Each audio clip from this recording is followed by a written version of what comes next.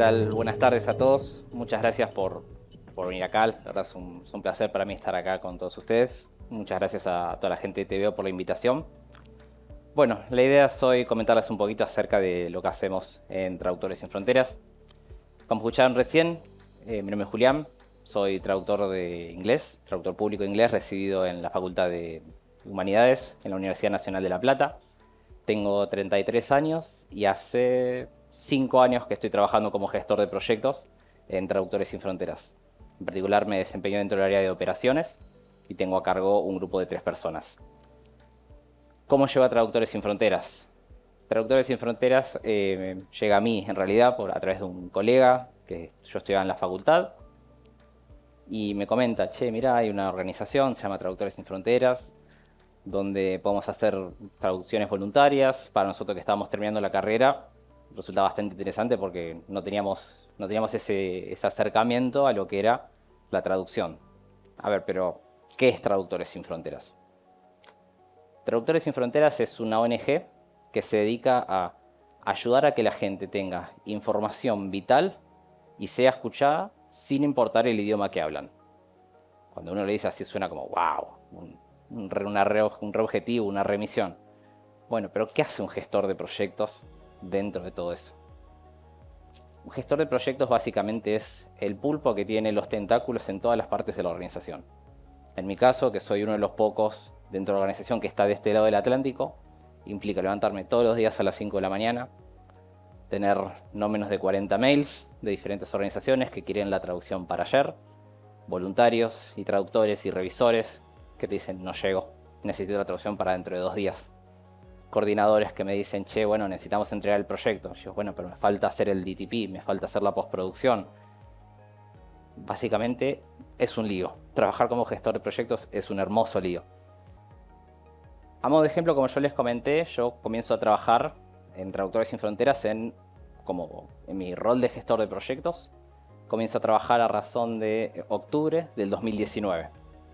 No sé si se acuerdan medianamente qué estaba pasando en octubre del 2019.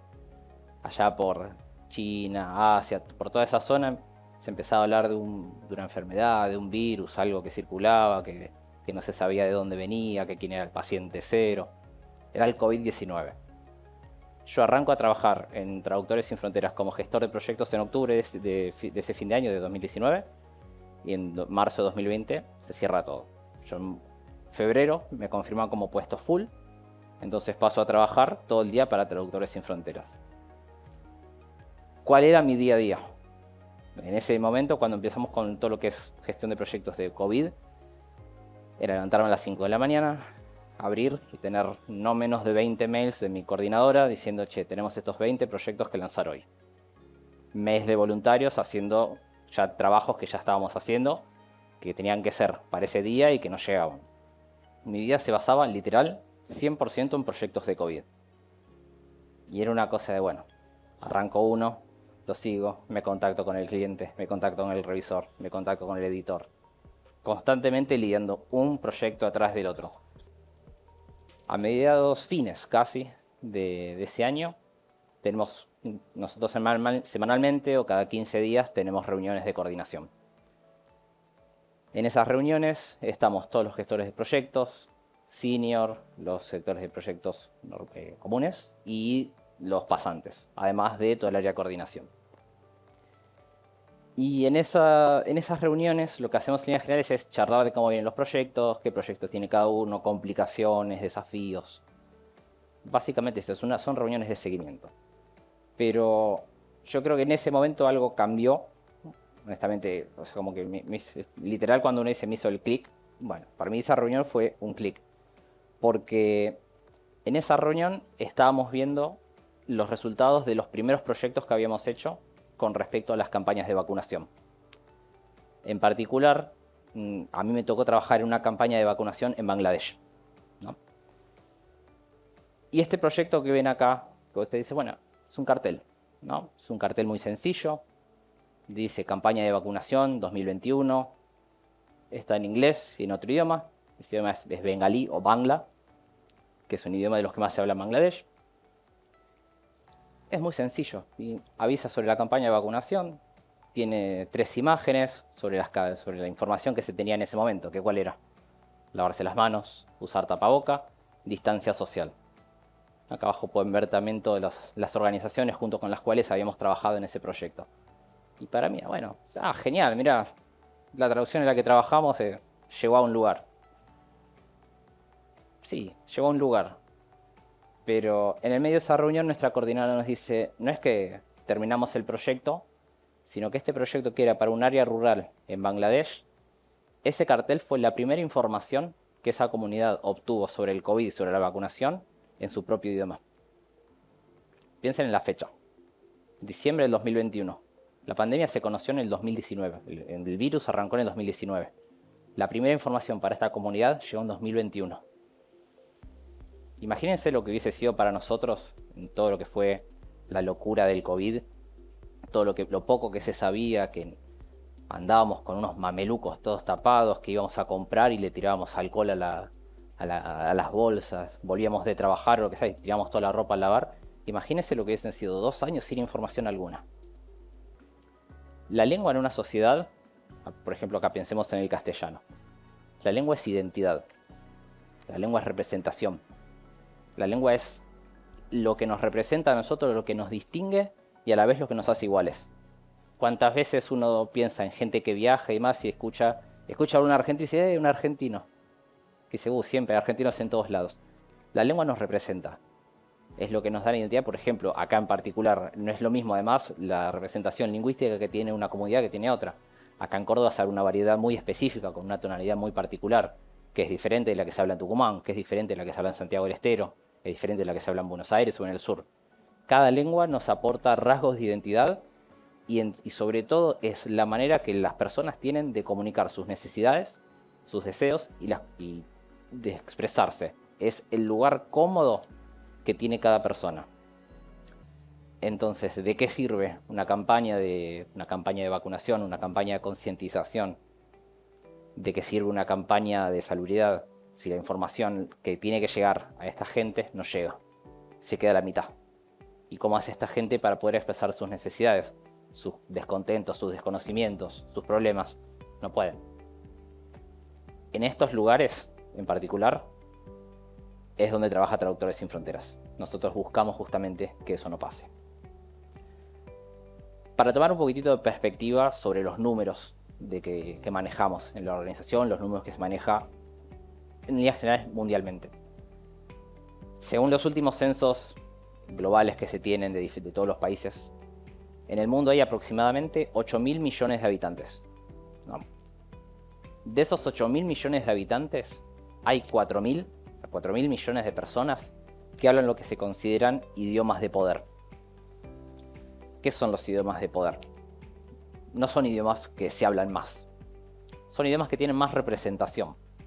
¿Ok? Son idiomas como el inglés, francés, árabe, español. Son idiomas que tienen muchísimo poder de representación. ¿Y en qué se basa esa representación? ¿En cantidad de hablantes? No. Se basa en la información que circula. Piensen un segundo, por ejemplo, en cualquier cosa que ustedes día a día agarran el celu y buscan información. Quiero buscar información sobre cómo cocinar algo. Yo busco, Wikipedia me aparece, alguna página de cocina me aparece. Yo busco información y encuentro. Yo quiero buscar información sobre campañas de vacunación. Consigo. Cualquier tipo de información que yo busque en idiomas mayoritarios voy a encontrar. ¿Por qué? Porque circula. Porque son idiomas que se consideran de altos recursos, porque circula la información, se genera contenido en esos idiomas, y el contenido que no está en esos idiomas de todas maneras se traduce a esos idiomas. Traductores Sin Fronteras es un catalizador, es un vector. Nosotros somos el pie para que otras organizaciones lleven los mensajes a la gente que lo necesita. Si bien nosotros obviamente desarrollamos contenido y demás, nosotros en líneas generales trabajamos con muchísimas organizaciones como la Organización Mundial de la Salud, UNICEF, la Organización Mundial contra el Hambre, Save the Children, muchísimas más. Aproximadamente trabajamos con 130 diferentes organizaciones sin fines de lucro para llevar los mensajes que ellos tienen. En Ucrania, por ejemplo, esto que yo les comentaba, hicimos un trabajo fantástico porque además de todo eso llevamos a cabo glosarios llevamos a cabo campañas de traducción de material para migraciones. Entonces toda esa información a lo que apunta es que a la gente que no tiene información la reciba. Lo bueno además es que uno, además de ganar experiencia, nuestra organización eventualmente, a las personas que van completando los cursos y demás, muchas veces nos pasa que nos escriben diciendo, mirá, yo hace 2 años que estoy en la organización, hice tales proyectos. Nosotros llevamos registro de cada proyecto que hace cada persona y tenemos un contador. Cada palabra que una persona traduce, si el documento tiene 5.000 palabras, cuando la persona marca el proyecto como completo, después de hacer el control de calidad y todo, esa persona tiene en su propio perfil como una especie de etiqueta que muestra la cantidad de palabras que donó esa persona. Entonces eso mismo lo pueden poner en PROS, que es una plataforma donde están muchos traductores, donde se busca trabajo, o también lo pueden poner en su mail y demás, y tienen como una especie de medalla por la cantidad de cosas que tradujeron. Y eventualmente mucha gente nos escribe para decirnos si hay posibilidades de escribir una carta de recomendación, una carta de referencia, y para aquellos voluntarios que trabajan en nuestra organización nosotros hacemos lo mismo. Y obviamente una persona que se presenta a buscar un trabajo no es lo mismo tener un CV sin nada a tener un CV con, por ejemplo, una certificación de Traductores Sin Fronteras en donde diga la cantidad de cursos que vos hiciste, la cantidad de proyectos en los que trabajaste. O sea, no es solamente una cuestión de donar tiempo y esfuerzo, sino que también todo eso tiene una recompensa. La verdad que está muy bueno y para mí es una de las cosas más lindas que tiene nuestra organización, que es ese sentido de pertenencia, ¿no? Que a mí, capaz, como yo les comentaba al principio, traducir, hacer un proyecto era una cosa sencilla de arrancar y arrancar con un proyecto, traducirlo, bueno, se lo asigno a tal traductor, a tal revisor, lo termino y listo. Pero para mí lo importante es justamente considerar cómo esa correlación de esfuerzos es lo que termina valiendo la pena. Porque, por ejemplo, a mí me llega un proyecto, que el proyecto quizás se inició en UNICEF. UNICEF se contacta con mi coordinadora y le dice, mirá, estamos buscando hacer este proyecto, necesitamos tales lenguas y esto. Mi coordinadora me lo asigna a mí, ya cumplió su parte, lo asigna a mí. Yo genero el proyecto, busco traductores, preproceso el archivo, todo lo proceso, genero el proyecto en la traducción, en el sistema de traducción, y busco lingüista. Ya aporté mi granito de arena y después busco traductores. Y ese traductor, capaz de su casa, dona su tiempo, su esfuerzo y hace la traducción. Entonces, un proyecto que arrancó en UNICEF y pasó por mi coordinadora y pasó por mí y después pasó por otro traductor y otro revisor, eventualmente llega a la persona que lo necesita. Y yo creo que justamente es eso lo más lindo que tiene trabajar en una ONG como la nuestra, donde efectivamente ayudamos a que la gente reciba la información que necesita y en el idioma que lo necesita. Y como esa correlación de esfuerzos termina en que la persona que necesitaba información la obtuvo y en el idioma que la necesitaba. Muchas gracias.